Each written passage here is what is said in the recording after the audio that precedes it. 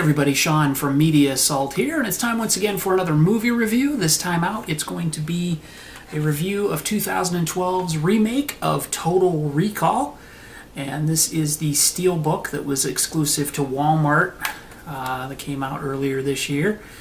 And just real quick, I'll show you the inside of this. And you can see it comes with the DVD and the Blu-ray, and then a special feature disc, and it does have some artwork underneath. I won't take all the discs out, but there's actual artwork underneath the discs, which lately, in some certain circumstances, hasn't always been the case. Alright, so the movie, Total Recall. It is, of course, a remake of 1990's Total Recall from Paul Verhoeven, and which starred Arnold Schwarzenegger.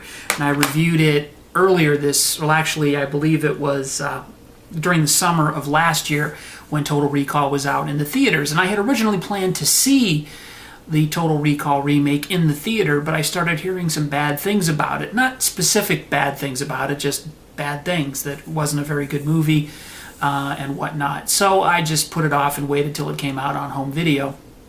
I finally got around to watching it the other night, and for the first hour of the film, I couldn't understand why anybody thought it was bad. I thought visually it was fantastic. I thought it started to tell a pretty decent version of roughly the same story as the original, where the original has a Mars.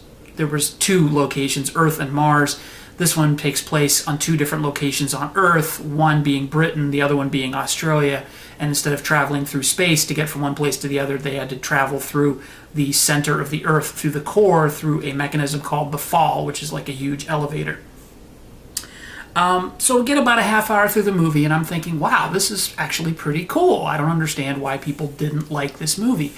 And about literally at the 59-minute mark, somewhere around there, the movie just fell to pieces right in front of me. And I think the reason that happened is it just suddenly got too ridiculous. Now, for a movie that takes place in the future and, tells a story about people who can have implanted memories and whatnot, you might think it's kind of crazy for me to think that this movie got a little unbelievable.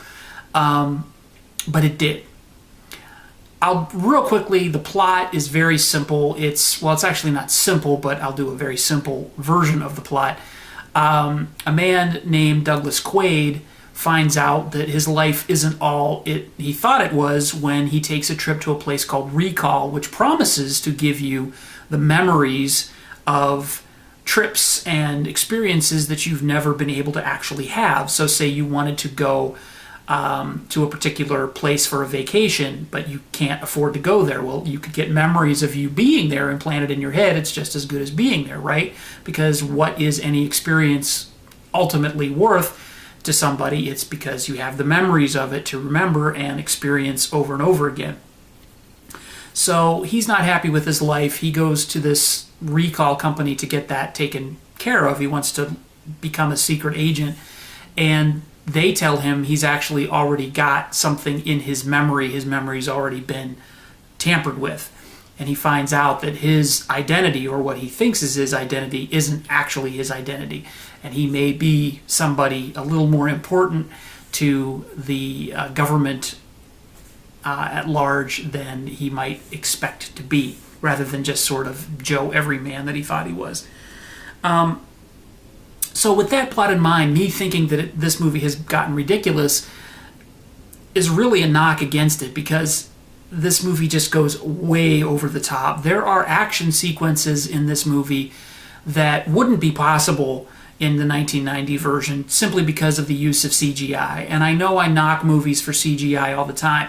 I thought this movie looked fantastic, CGI and all, up to the 1 hour or so mark.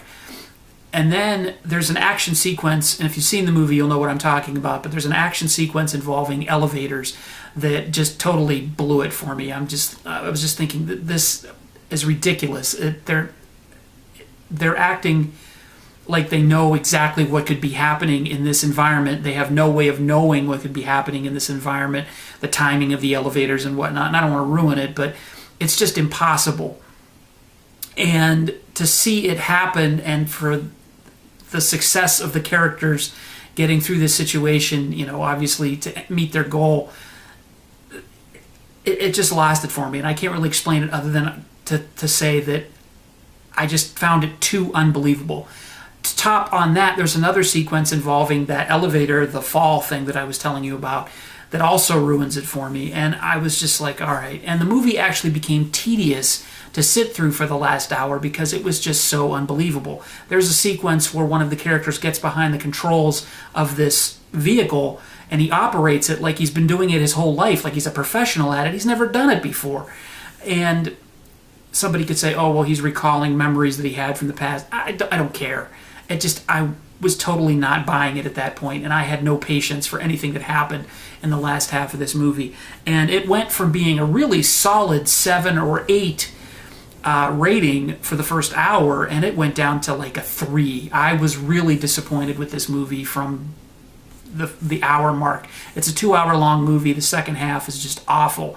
The movie remains fantastic to look at, and the CGI, as much as I don't like CGI and the way it allows movie makers to get as lazy and ridiculous as they do, and this is the perfect example of that happening, it still looks fantastic. This is a beautiful movie, and if you have it on Blu-ray, hey, if you want to show somebody what Blu-ray can do to a movie on screen and what it looks like, this would be a great movie to showcase. However, as a quality film, totally not an example of what you could do with the medium of film. Just very, very disappointing, because I think the movie is so slick. It just has this cold feeling. I was never involved in any of the action sequences. I never cared about any of the characters or what was going on. I felt so much more involved with the original 1990 Schwarzenegger movie, and the whole reason his character was involved with a rebellion. And again, I don't want to give away plot points, but the original, the 1990 version, the subplot about a military invasion or the government suppressing people and there being an uprising and rebellion, and whether or not this everyman character was part of it, that was totally necessary for the plot. You had to get ingrained in that or involved in that and to buy the whole thing. And in this movie, it just becomes secondary. Everything takes place through this Douglas Quaid character's eyes, and the whole military uprising and what he did for the rebellion in his original identity, or may not have done with his original identity, and what he may or may not be able to do with his current identity, it doesn't matter. Because it's all throwaway for these big action sequences that he gets to run through. And you can tell he's running in front of a green screen because it's just so cold and slick and just not involving whatsoever. So I was really disappointed with this movie. It was very tedious to sit through the last half of it. And another thing that bothered me, and it's a really minor plot, it's not even a plot point, it's more of a nitpicking thing, but it just kept, I think, needling me, showing me how unoriginal this movie was, not as though a remake is going to be terribly original, but the robot troops in it, the robot soldiers that are featured in this, every time I saw them, I just thought, man, these remind me so much of the robots in I, Robot, the Will Smith film from 2004. Nothing about this film, other than the way it looked, was any good. Now, Kate Beckinsale, Jessica Biel look fantastic. Colin Farrell does a really good job with his character. This is probably one of the better movies he's been in as far as not so much showing his acting chops, but showing his ability to be a mainstream star, I guess. But the writing just really lets this movie down. Directorially, Len Wiseman, who directed the Underworld movies, at least the first one, he's got a real knack for action. The action sequences, at least not the fighting sequences, the man-to-man combat sequences, but the action sequences, the big set pieces like the car chases and whatnot, they're filmed very well. It's just the actual mechanics of them are what's not believable. And that's because they're just so CGI heavy that it just doesn't work. But they're filmed well, so Len Wiseman does a good job with that. But it's just the script and the set pieces and everything just don't work. Really disappointed in Total Recall. It's actually, I'm more happy to own this because of the packaging than the fact that it's a good movie. Like I said, this is the Steelbook. I'm glad to have this in my collection. It looks great on the shelf, but I would only use this to showcase the quality of my TV and my Blu-ray player rather than tell anybody to watch it because I think it's a good film. So there you go. That's my review of Total Recall. If you missed it, buried in there was my rating. I give it a 3 out of 10. May sound unnecessarily harsh, but like I said, the last half of this movie is an exercise in tedium I do not want to repeat again.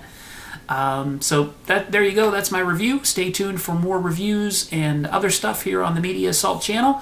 As always, feel free to rate, comment, and if you haven't done so already, please subscribe. Thanks for watching, and take it easy.